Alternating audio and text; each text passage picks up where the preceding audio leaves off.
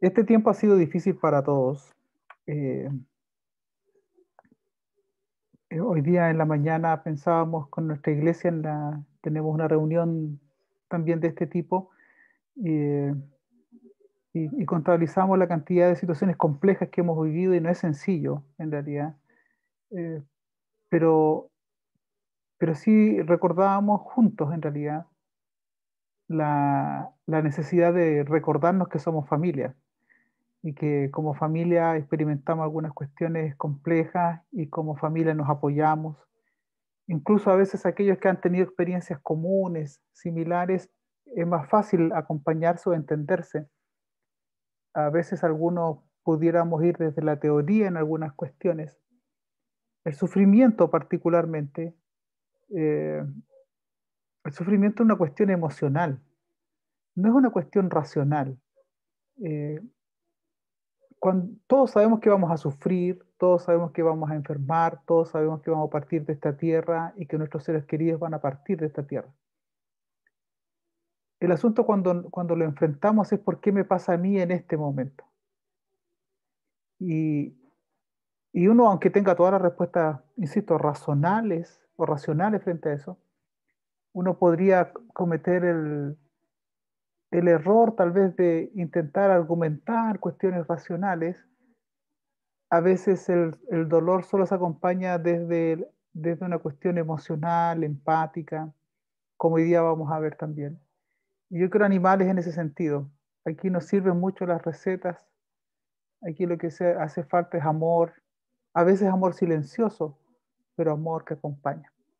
Así que mucho ánimo a la familia y les agradezco que incluyan en sus oraciones a los pastores, que también tenemos bastantes pastores de la tercera edad, algunos con patología de riesgo, entonces ellos también están enfrentando situaciones, o estamos enfrentando situaciones muy complejas en realidad.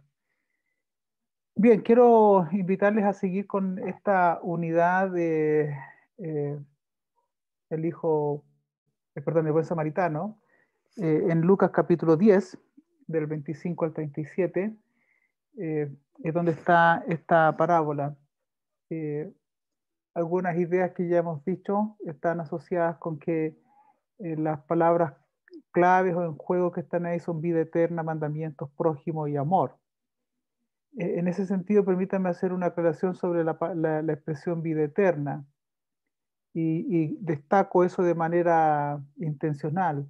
La vida eterna la hemos definido como el deseo de Dios desde la eternidad, el buen deseo de Dios, el anhelo de Dios por nuestro bien. El Señor no nos crea para el sufrimiento es causa de el deterioro humano cuando hemos querido vivir desde distantes de Dios, como lo demuestra el relato del Génesis. Eh, pero el deseo de Dios está plasmado en una vida plena, que Juan, el evangelista Juan la cita en Juan 10:10. Yo he venido para que tengan vida plena, una vida en abundancia.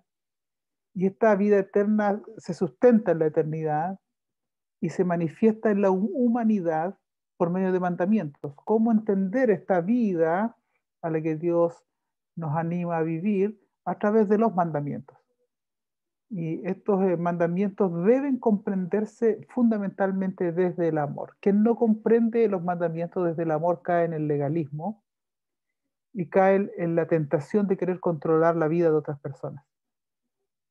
Y cómo se evidencia esta aceptación es obedecer estos mandamientos mediante la construcción de un bien común, es decir, que a todos nos vaya bien, que todos podamos ser alcanzados. Esa es la idea, por ejemplo, del concepto shalom, que habla de el bienestar, no es esa paz, disculpe el término, no es esa paz tipo hippie que aspira o que se inclina por la cannabis o algún otro estupefaciente para evadir la realidad. No, no, no.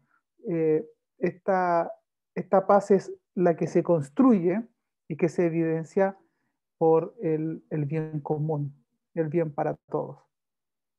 Y dijimos que al menos habían cuatro tipos de personas en la parábola, ¿cierto? Ya hemos visto dos tipos de personas, entendiendo entre paréntesis que cada uno de nosotros se puede identificar con cualquiera de estas y con todas a la vez. los que dañan, vimos la primera vez tomando la idea de los asaltantes y reconociendo que nosotros también hemos dañado alguna vez a personas. De manera eh, a veces no intencionada, pero tal vez en otras oportunidades por pensar más en nosotros provocamos un daño en otras personas. También los que olvidan lo fundamental, esta idea de los religiosos que es muy fuerte esta idea. Lo litúrgico les impedía a los religiosos ser compasivos. Por lo tanto, una mala comprensión de la fe, una mala comprensión de los elementos litúrgicos pueden hacer de esos elementos un fin en sí mismo y alejarnos de otros seres humanos. Y en eso la iglesia no puede perderse. La iglesia cristiana encuentra a Jesús en el que sufre según la enseñanza de Jesús: estuve desnudo, estuve preso, estuve enfermo. Y hoy día vamos a hablar un poco de los que hacen el bien. Vamos a hablar del samaritano un poco. Como dicen los más jóvenes, le vamos a prestar ropa al samaritano. Pero vamos a reconocer este ejercicio. Dice el texto que un samaritano que iba de camino vino donde él estaba y cuando lo vio tuvo compasión de él y acercándose vendó sus heridas, echándoles aceite y vino y poniéndole sobre su cabalgadura lo llevó al mesón y cuidó de él. Y otro día al partir sacó 2 denarios y los dio al mesonero y le dijo: cuida de él, y todo lo que de más gastares, yo cuando vuelva te lo voy a pagar. Vean estas ideas, pero un samaritano. Eh, esta expresión ya es compleja. Ustedes van a encontrar registros e historias al tipo de parábolas, si revisan algunos investigadores que se concentran en la época de Jesús, van a encontrar parábolas donde aparecen personajes, algunos malos, eh, algunos que son víctimas. Este relato no es tan original del todo, se daba en estas reflexiones, pero ninguno termina con un samaritano. Eso es muy extraño y evidentemente intencional. Para los oyentes de aquel tiempo, un buen final sería: y pasó un judío joven. Bueno, entonces se le da honor a los jóvenes, entendiendo que en aquel tiempo los ancianos son los sabios. Y pasó un judío joven. Pasó un judío pobre. También podría ser un buen final, que era muy recurrente, porque entonces recuerden que en aquel tiempo el que era pobre es porque de alguna manera Dios no lo había bendecido. Hoy día sabemos que eso no necesariamente es así. Hay algunos que nacieron en contextos de mucha pobreza, y superar la pobreza en Chile y en cualquier lugar del mundo no es tan sencillo. Ni hablar de otros continentes, algunos nacen pobres y morirán pobres porque está construido un sistema que oprime y que no está dispuesto a perder en absoluto ningún privilegio para poder ayudar a aquellos que están en mayor desgracia en algunos casos. Entonces un judío pobre era una persona ya compleja de que fuera uno que venía a ayudar o que venía a rescatar al que estaba sufriendo. Incluso llegar a pensar que una mujer, ya el relato hubiera sido un poquito extremo, porque ustedes saben que en aquel tiempo la mujer tenía valor en tanto dependiera de un varón. Esa es la razón por la que cuando la mujer era propiedad del padre, cuando se casaba pasaba a ser propiedad del varón. De hecho, ¿recuerdan el mandamiento de no cometer adulterio? Dice: no cometer adulterio con la mujer de tu prójimo.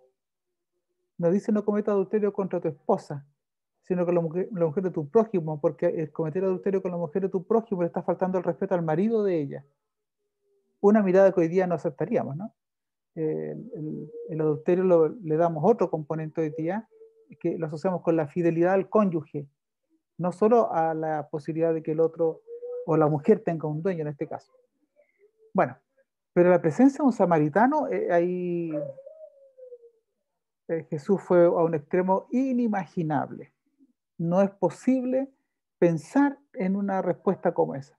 Vino un levita, vino un sacerdote, pero vino un samaritano. No, ahí la gente se fue de espalda. No es una construcción muy sencilla. Recuerden que al principio dijimos que a Jesús, y disculpe que lo diga de manera coloquial, pero a Jesús no lo mataron por simpático. A Jesús lo mataron humanamente hablando porque puso en jaque la concepción de la divinidad y la concepción religiosa y el patrimonio que la religión judía tenía con respecto de Dios. Ellos se sentían dueños de Dios.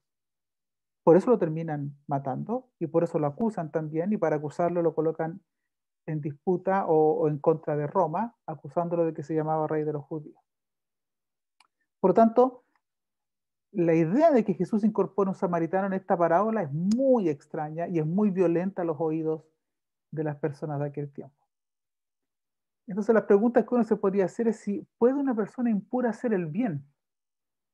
Yo no voy a llamar a que ustedes se porten mal, pero voy a colocar en cuestionamiento algunas cosas que ustedes y yo hemos escuchado. Cuando yo era niño, aquí tengo un vaso de agua, eh, recuerdo que los predicadores nos decían, ¿usted tomaría agua en un vaso que está sucio? La respuesta era lógica y decíamos que no. Bueno, Dios nunca va a usar un vaso sucio. ¿Qué quedaba entonces?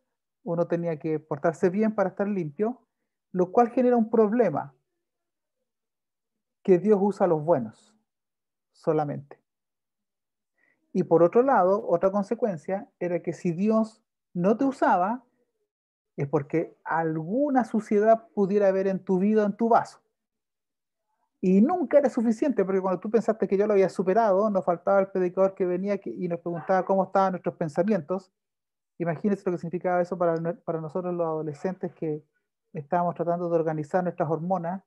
Entonces nos decían, ¿y cómo está el pensamiento? Y nos decían cosas como, por ejemplo, ah, cuando pasaba una dama buena moza, la primera mirada está bien, la segunda mirada es pecado.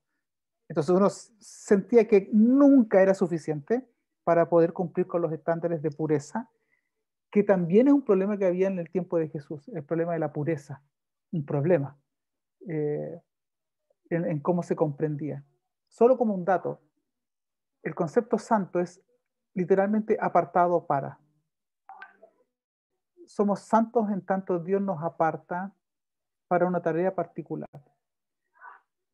Una mala lectura de la santidad es que yo no hago cosas malas, pero Jesús no se concentra de esa manera, no ve la santidad de esa manera.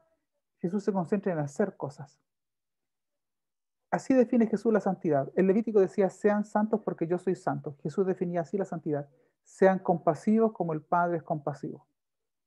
Para Jesús la santidad es actuar en compasión con otros, no actuar como una diferencia, una altura o una superioridad moral con respecto de otros. La santidad en Jesús y la santidad a la que el cristiano debe apelar es sentirse llamado, separado por Dios para tener la compasión que Jesús tenía por los demás. Eso no significa que estamos invitados a portarnos mal. No, no, no, no, no. Lo que sí tenemos que considerar que nunca vamos a ser usados por nuestros méritos. Siempre es por gracia. Y si no cometemos ciertas faltas es porque comprendemos que detrás de los mandamientos que instruyen a que no cometamos algunas faltas, detrás de esos mandamientos está el amor de Dios, que busca nuestro bien, y en nuestro bien también el bien común, como lo dije al principio. Bueno, volvamos a la parábola. ¿Puede una persona impura hacer el bien? ¿Puede un no cristiano hacer el bien? ¿Qué piensan ustedes? Sí, por cierto que sí. ¿Puede un ateo hacer el bien?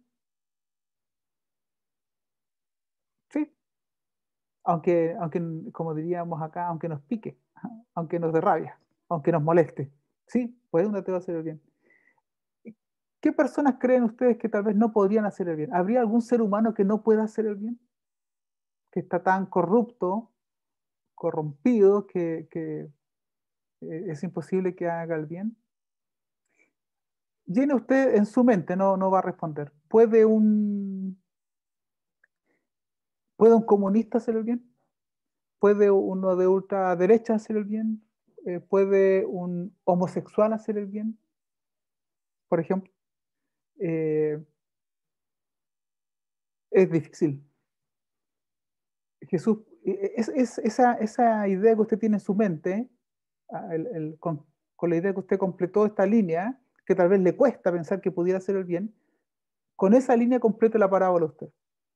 Así de fuerte puede ser esta parábola para la gente judía que consideraba a un samaritano de una manera muy despreciable. ¿Es posible que hagan el bien? Bueno, esa es una pregunta. Podríamos, por ejemplo, llamar la parábola del ateo bueno que está en la Biblia. Nos sonaría como un poco raro, ¿no? Como no estamos conscientes mucho del desprecio que los judíos tenían para los samaritanos de aquel tiempo, que en la Biblia cristiana aparezca la parábola del buen samaritano, ya es un poco complicado. Permítame un segundito, por favor, que quiero hacer una cosa.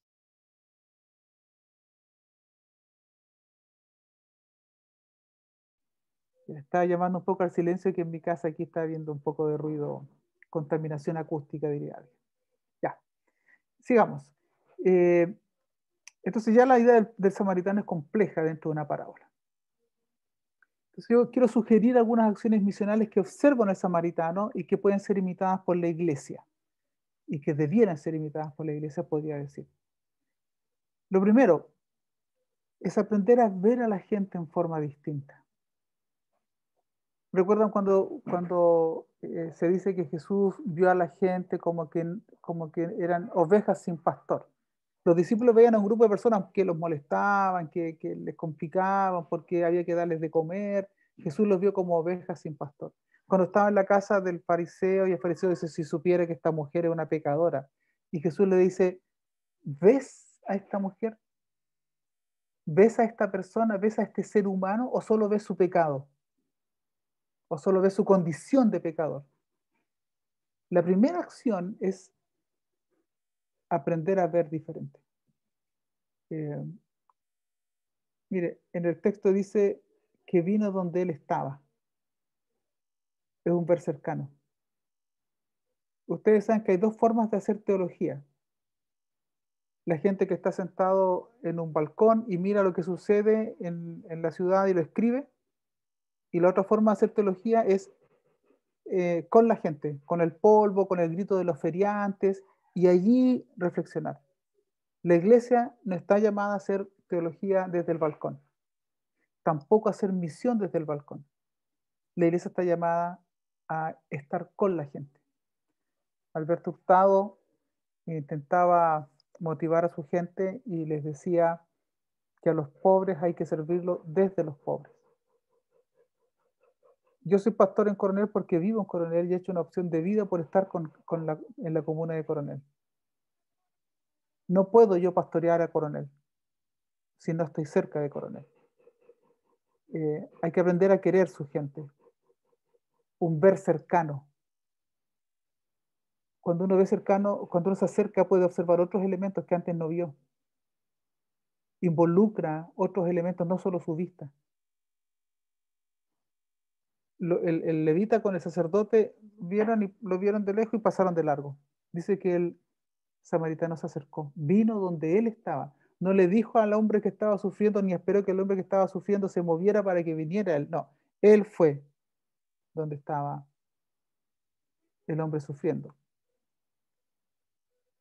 Y también un ver compasivo. Esto a mí me remueve emocionalmente. Tuvo compasión de él. ¿Qué experimenta usted cuando ve a alguien que está sufriendo? Por las razones que sea. El sufrimiento es el sufrimiento, es el dolor. Un ver compasivo, un mirar sin juicio, sin apresurarnos a emitir juicio.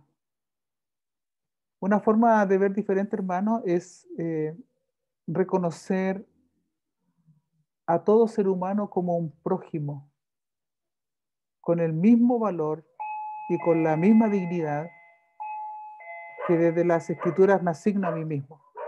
Eso no es un cambio de partido, es el timbre que está sonando de mi casa, por si es que llegaron a escuchar algo. Con el mismo valor y dignidad que las escrituras me asignan a mí. Fíjense en esta idea. Debemos amar a Dios y amar al prójimo como nos amamos a nosotros mismos. Yo tengo una crítica contra nosotros como iglesia, que enfatizamos en nuestras prédicas un elevado desprecio por nuestra condición de seres humanos. Dudamos de nosotros, sospechamos de nosotros. Incluso hay algunas lindas canciones, pero que a veces exageran, ¿cierto? No hay nada bueno en nosotros, somos la peor escoria. eh, y fíjense, sigan esta secuencia. Amar a Dios y amar a nuestro prójimo como nos amamos a nosotros mismos. Pero si tenemos desprecio por nosotros, les aseguro que vamos a sentir de inmediato desprecio por aquellos que cometen alguna acción que a nosotros nos parece despreciable. Para aprender a ver diferente, tenemos que mirar a los demás como Dios los ve y mirarlos con el mismo valor y dignidad que yo me arrojo con la escritura. Soy creación de Dios y una serie de elementos más que pudiéramos reconocer desde la escritura. Eso mismo que reconoces para ti, tienes que reconocerlo también para otros. Una forma de educar la compasión es renunciar al juicio apresurado. Yo veo mucho esto. La gente tiende a hacer juicios muy rápidos sobre situaciones que observa. Y yo propongo tres razones para no emitir juicios apresurados. Primero, no tengo toda la información. Yo no sé por qué la gente hace lo que hace. Y le aseguro que usted tampoco. Y mientras más distante usted esté de las personas, menos probable es que comprenda la situación. Yo no tengo toda la información para emitir juicios. ¿Qué hay detrás de una señorita promiscua en la iglesia? Hay una historia de vida también. ¿Qué hay detrás de un hombre violento? Hay una historia de vida. Y en ambos casos debemos actuar, pero no emitir juicios apresurados. En el libro La gracia de Philip Yancey, él cuenta una historia muy compleja de una mujer que se prostituye y que anda con su hijita. Y la detienen en Estados Unidos por hacer eso. Y más encima la recriminan porque am, anda con su niña. Y la respuesta que esta mujer dio hasta el día de hoy es 3 meses. Ella dijo, lo que pasa es que por mi niña pagan 5 veces más que por mí. Eh, el ejemplo incluso es muy complejo, está en el libro, ustedes lo pueden buscar. Y piensa en una niña que es violentada desde temprana edad. ¿Cómo administra eso después? Piensa en esa niña llegando a su iglesia. A lo mejor a usted no le gustan ciertos modales. A lo mejor no le gustan ciertas acciones, cómo se comunica. No tenemos toda la información, hermano. Yo no sé por qué la gente hace lo que hace. No puedo, evidentemente, avalar aquellas cosas que están malas, ¿cierto? Pero yo desconozco algunas situaciones.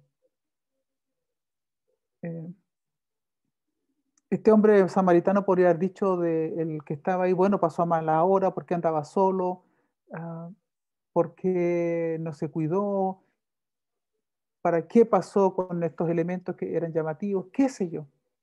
No tenemos toda la información como para emitir juicio. Otra razón, el juicio no nos corresponde. No es esa la tarea de la iglesia.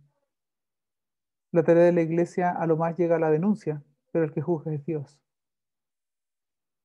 Hay que mirar compasivamente porque no tenemos toda la información, porque el juicio no nos corresponde y porque nadie está libre, ¿o no? Hagan con los demás como quieren que hagan contigo. Era Confucio quien decía, no hagan con los demás lo que no quieren que hagan contigo. Esa mirada es como, no me meto contigo, no te metas conmigo, y se acabó. Pero esa indiferencia. Haz con los demás. Ponte en tus zapatos. ¿Qué pasaría si el que ha caído eres tú? ¿Cómo quisiera que te trataran? Eh, ¿Qué pasa si el que está enfermo eres tú? ¿Cómo quisieras que te trataran? Nadie está libre. Y por favor, grábense esto. Ninguno de nosotros es mejor que nadie. Yo les he dicho a los hermanos en mi iglesia, mire, hay muchos pecados que yo no he cometido, probablemente porque nos han dado las circunstancias. A lo mejor yo nunca he robado porque nunca me he visto en la situación tan extrema de no tener que llevar para mi casa y que de pronto pase una cantidad de dinero de la que yo pudiera disponer de manera eh, irregular. Yo no me siento mejor que nadie. Yo creo que hace bien mantenerse en esa posición porque al no sentirse mejor que nadie, uno también se cuida un poco más.